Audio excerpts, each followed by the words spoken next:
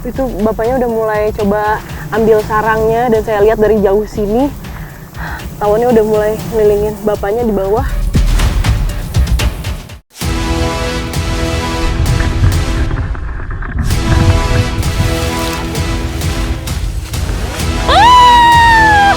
Berjatuhan.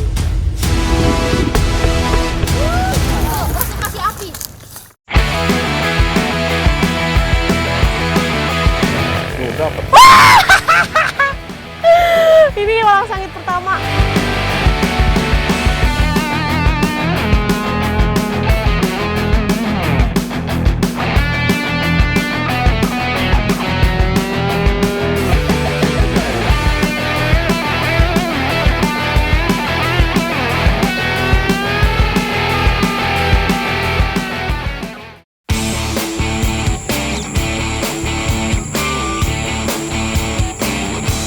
Indonesia diberkahi flora dan fauna yang sungguh berlimpah. Hutannya yang rimbun menyimpan banyak fauna yang bermanfaat. Salah satunya akan dicari daerah Sumedang, Jawa Barat ini. Hari ini saya sama Bapak sama Akang bukan mau main hujan-hujanan, tapi kita mau membuat satu olahan khas yang mewajibkan kita semua untuk mencari bahan utamanya itu dengan kegiatan ekstrim. Tetap ikuti jejak saya, jejak petualang. Baru juga sampai lokasi membuat adrenalin semakin meningkat. Kita hari ini mau mengambil sarang tiwuan. Nah, tiwuan atau tawon ini memang cukup berbahaya kalau sudah mengantup kulit kita. Makanya safety sangat dibutuhkan di sini. Selain memang harus pakai jas hujan seperti yang saya dan Bapak pakai, kita juga sebenarnya butuh alat untuk menutupi bagian muka dan kepala. Dan juga jangan lupa untuk kita pakai sarung tangan. Permukaan jas hujan yang licin akan menyulitkan tiwuan ketika menyerang. Dan harus semua bagian tubuh tertutup rapat agar tidak ada tawon yang bisa menyengat. Untuk alat bantu kita mengambil sarangnya, kita butuh, kalau di sini disebutnya gantar atau galah. Ini nanti kita pakai untuk kita tusuk-tusuk dari bawah berarti ya Kang ya.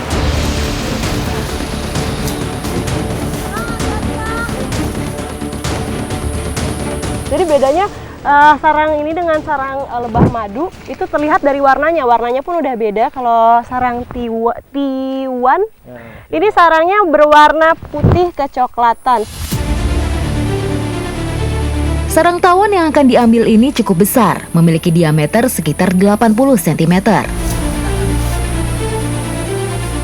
Ini Akangnya udah mulai coba diriin gantarnya, udah cari lokasi yang pas juga untuk tusuk sarangnya dari bawah. Tetap ikuti jejak saya, jejak petualang.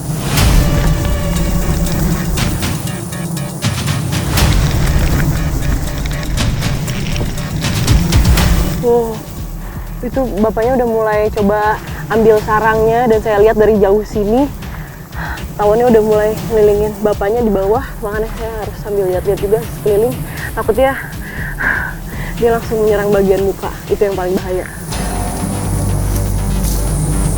Tawon memiliki sengat pada ujung abdomennya, namun hanya tawon betinalah yang memiliki sengat. Dan sengatannya itu mereka gunakan untuk melumpuhkan korban dan mempertahankan diri. Tiwan tidak memiliki kelenjar lilin seperti lebah madu, jadi mereka memanfaatkan material yang ada di alam untuk membuat sarang. Lihat, ini setelah diambil sarangnya, bentuknya memang hampir mirip bentuk lubangnya seperti lubang yang dibuat oleh lebah madu, sama-sama heksagonal, cuma ukurannya jauh lebih besar dan juga kita mau ambil bagian larvanya.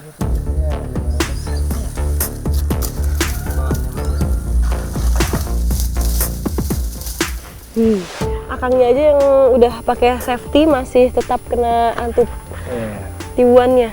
Jadi memang harus benar-benar hati-hati ya Kang ya. Bedanya lagi nih lebah madu sama tiwuan. Kalau lebah madu sekali antup dia langsung mati. Tapi kalau tiwuan dia bisa berkali-kali antup sampai puluhan kali. Sengatan tawon dapat menimbulkan alergi dan gejala bengkak. Jika sengatannya dalam jumlah yang banyak, dapat menyebabkan hiperalergi dan juga bisa merusak organ dalam hitungan hari.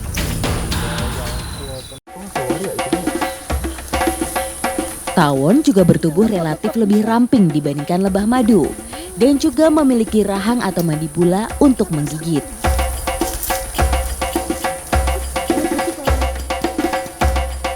Larvanya biasa dimanfaatkan sama masyarakat, nggak cuma jadi umpan untuk memancing, tapi juga bisa kita olah menjadi masakan khas di sini. Namanya apa? Masih rahasia. Ikuti jejak saya, Jejak Petualang.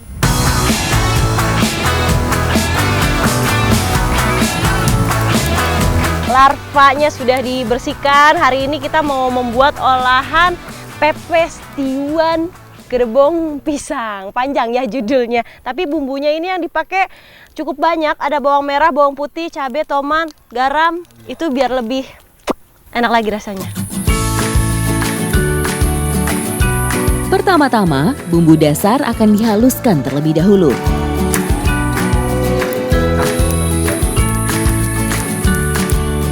Sesuai dengan judul masakannya, gerbong pisang, jadi kita memang pakai pelepah pisang untuk media nanti dibakarnya. Jadi kalau bumbunya udah masuk sini, larvanya juga sudah masuk, baru kita bakar. Jadi seperti kita memasak dalam bambu, hanya bedanya ini pakai pelepah pisang. Memasak larva tiwan ini tidak membutuhkan waktu yang lama, hanya sekitar 20 menit saja. Dan kalau kita bakar dengan pelepah pisang ini sebenarnya jauh lebih enak dibandingkan kita masak bambu. Kalau masak bambu sama airnya banyak juga, mengandung airnya.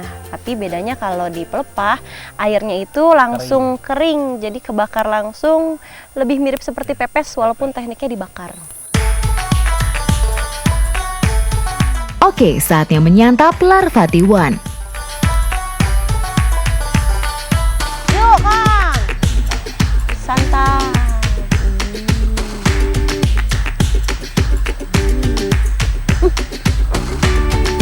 Enak.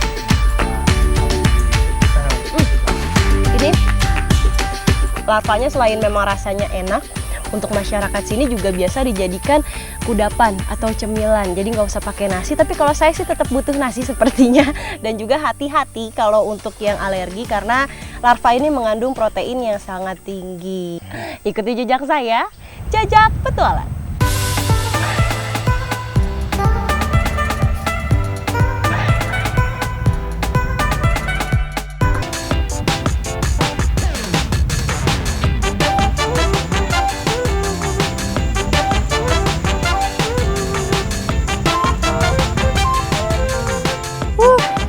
Memasuki masa panen, nah tentunya menjadi kebahagiaan untuk para petani. Dan sekarang ini saya beramai-ramai mau mencari walang sangit. Ikuti jejak saya, Jejak Petualang. Walang sangit memang sangat mengganggu para petani karena persebaran dan perkembangannya yang sangat pesat. Dengan alat tangkap yang sederhana, tidak akan merusak tanaman padi.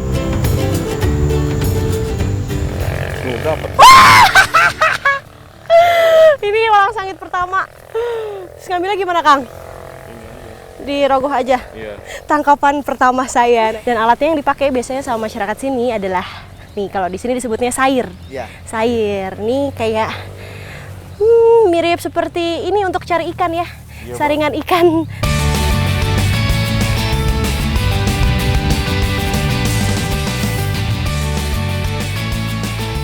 Dapat nggak? Mana? Ada di bawah. Ada dua. Hah, dapat lagi. Ada satu. Tadi di situ ada dua. Oh iya, dua-duanya dapat. Nah, akhirnya setelah mencari-cari dapat juga, dapat dua. Wow, ini ukurannya lumayan besar yang saya dapat. Jadi emang kesulitannya itu warnanya agak sedikit nyaru. Lihat bagian punggungnya dia agak sedikit kecoklatan. Dan juga bagian bawahnya agak sedikit kehijauan. Jadi kalau misalnya di padi-padi agak sedikit nggak kelihatan. Tapi kalau kita perhatikan lebih dekat lagi sebenarnya walang sangit ini dia punya seperti mulut hisap atau proboscis. Nih, Ini fungsinya untuk menghisap sari-sari padi. Walang sangit termasuk ke dalam golongan kepik berkepala lebar dan berbau busuk. Padi yang sudah dihisapnya biasa disebut puso alias gabah kosong. Kita belum terlalu lama cari tapi hasilnya udah segini nih. Ini dalam satu tas yang saya bawa, ini udah penuh dengan walang sangit. Ini ketika mereka semua berkumpul, aromanya makin tercium. Jadi itu adalah salah satu khasnya mereka. Kalau perlindungan diri ketemu predator, mereka akan mengeluarkan aroma-aroma yang agak sedikit bau. Makanya disebutnya walang sangit. Sangit itu bau. Cari lagi? Boleh. Bau tak sedap walang sangit berasal dari kelenjar bau di dalam tubuhnya. Kelenjar tersebut baru ia keluarkan ketika keadaan terancam. Nah, ini kayaknya kita sudah cukup untuk mengumpulkan walang sangitnya. Nah, kalau untuk masyarakat di Desa Sukabakti, ini ada pemanfaatan lain dari walang sangit. Habis ini saya mau langsung bawa untuk diolah lebih lanjut. Makanya tetap ikuti jejak saya, Jejak Petualang.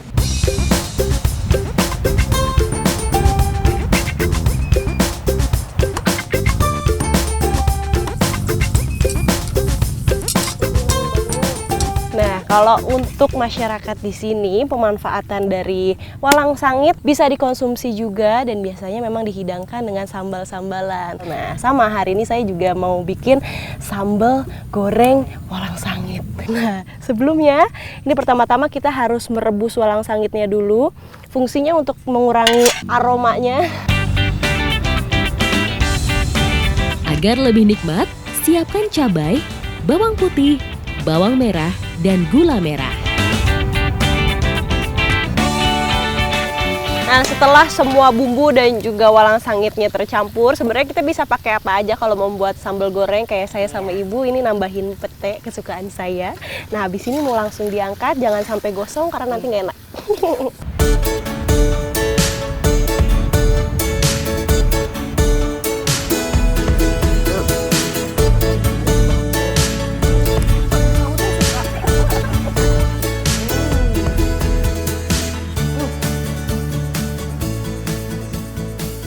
Sebenarnya kalau dari rasa walang sangitnya ini sendiri, pertama kali digigit, dia itu mengeluarkan rasa manis, tapi lama-kelamaan walang sangitnya tuh jadi anget.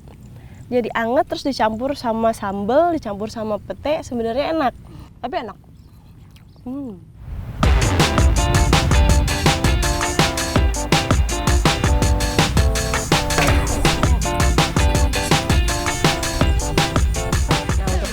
Di sini katanya ini berkhasiat untuk daya tahan tubuh dan juga kalau habis makan ini kita lagi kedinginan itu bisa menghangatkan tubuh juga karena kan rasanya tadi ada agak-agak sedikit hangat ya di mulut.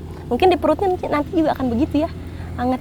Kalau menurut saya ini adalah makanan alternatif untuk masa depan karena selain mudah dicari, padi ada di mana-mana, bisa kita tangkap setiap hari dan juga bisa kita konsumsi tentunya. Ikuti jejak saya, Jejak Petualang.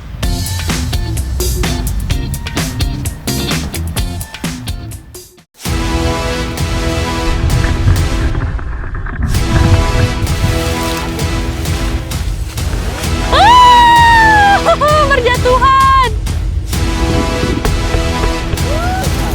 Kasih api.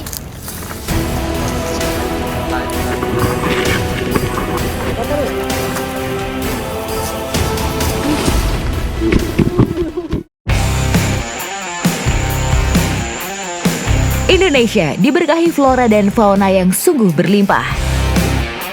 Kali ini akan dilakukan pencarian fauna mungil di Tanah Maroso, Sulawesi Tengah.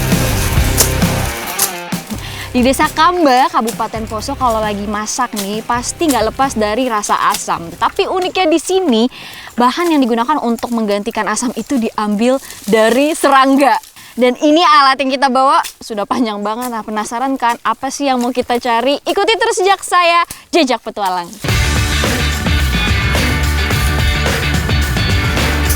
Sarang dari serangga yang sedang kita cari berada di ketinggian lebih dari 5 meter. Biasanya insekta mungil itu membuat sarang dari daun-daun tempat mereka tinggal. Sebelum kita membawa alatnya ke atas sarang sana, kita siapkan api terlebih dahulu supaya nanti ketika ember yang berisi serangga itu kita bawa ke bawah, nah api ini akan disodorin supaya serangga ini tidak kabur.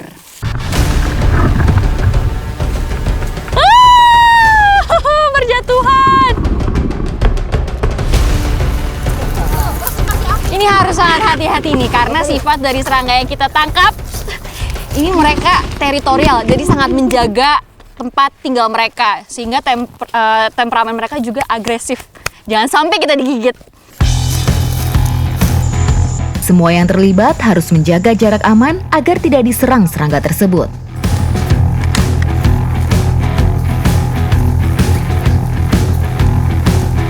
Ini nama jenisnya adalah semut rangrang, kalau di sini biasa disebut lamoti.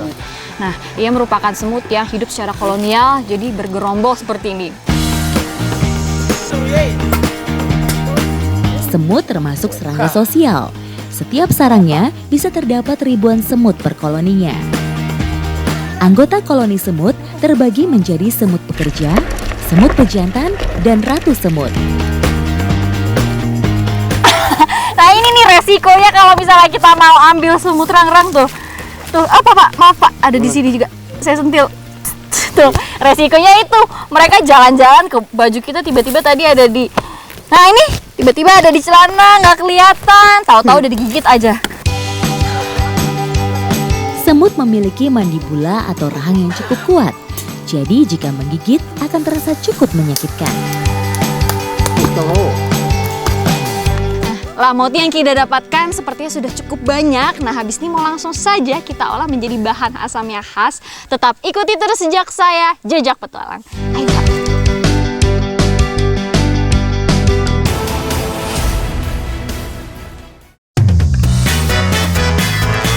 Sekarang kita akan membuat makanan khas Poso, namanya adalah dui. Tapi sebelumnya kita buat dulu game, yaitu asam berbahan dasar semut rangrang yang sudah kita dapatkan tadi. Ini sekarang kita lagi pisahkan terlebih dahulu untuk dimasukkan ke bambu. Dibutuhkan proses yang cukup panjang hingga menjadi makanan khas Poso yang enak. Jadi apa sih sebenarnya yang membuat semut rangrang ini bisa diambil asamnya? Nah, sebenarnya kan badannya terbagi jadi 3 bagian, yaitu kepala, mesosoma atau bagian dada, dan bagian metasoma atau perut. Nah, bagian perutnya ini nih yang mengandung asamnya.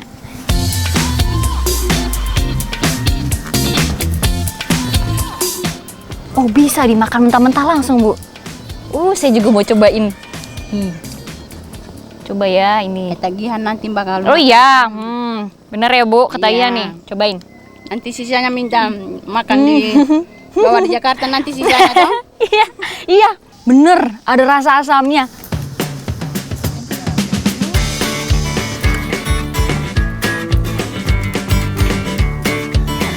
Sudah matang? Sudah. Oh, sudah mulai terlihat asap, tandanya udah siap diangkat. Panas.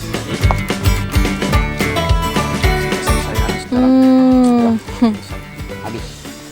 Baunya lumayan mencolok. Bau asam tapi segar. Ini sekarang kita sudah siap masukkan ke dalam tumpukan. Oh ya, pakai sendok. Nanti berantakan. Semuanya langsung ya, Bu?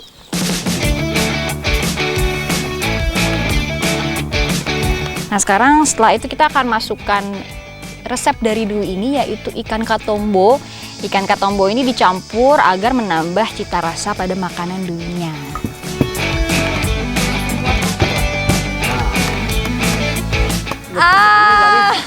Ternyata belum ketumbuk sampai paling bawah tuh ketika dikeluarkan masih menumpuk ke semut rangrangnya.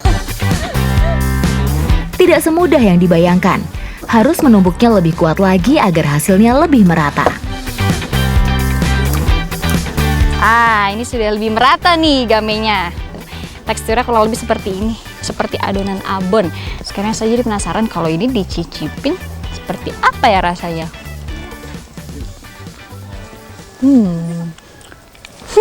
Seperti ikan asam.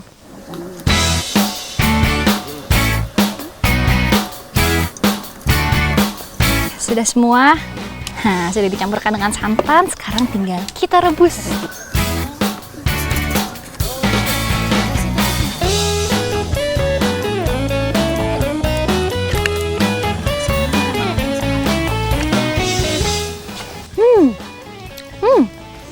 Ternyata enak ya.